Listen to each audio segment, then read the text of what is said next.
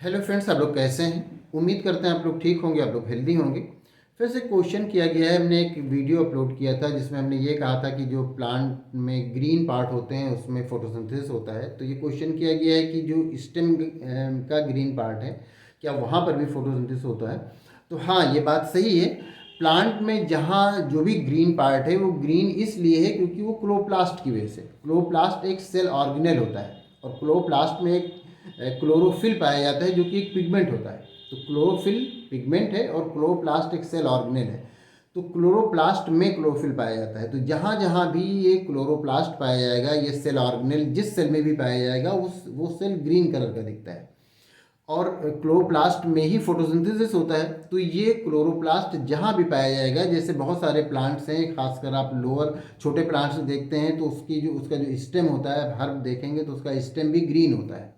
तो अगर stem green है तो इसका मतलब ये है कि उसमें क्लोरोप्लास्ट पाया जा रहा है, और क्लोरोप्लास्ट पाया जा रहा है तो इसका मतलब है कि वहाँ पर फोटोसिंथेसिस हो रहा है।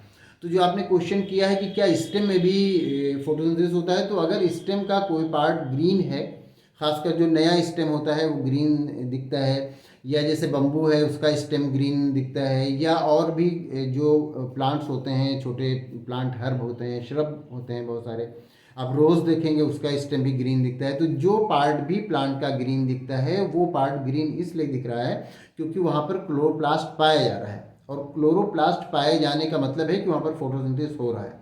तो प्लांट के किसी भी पार्ट में जहाँ पर भी ग्रीन होगा तो वहाँ पर फोटोसिंथेसिस होगा।